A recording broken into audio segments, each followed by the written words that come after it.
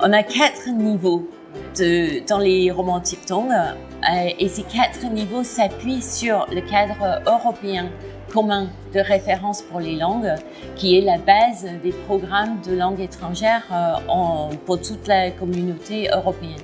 On va commencer avec le CE2, débutant.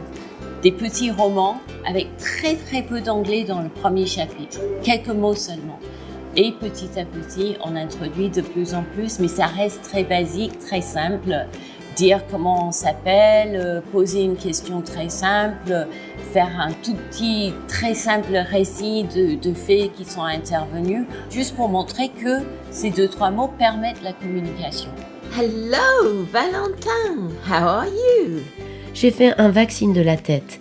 C'était l'une des phrases qu'on répétait au début de chaque cours d'anglais. My name is Valentin. Hello, how are you?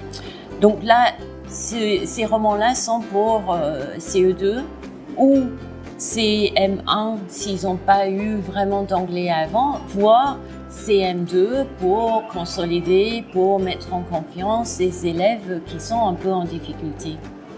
Ensuite, on a un deuxième niveau qui là va commencer avec le CM2 et aller CM2, 6e, en gros le cycle 3.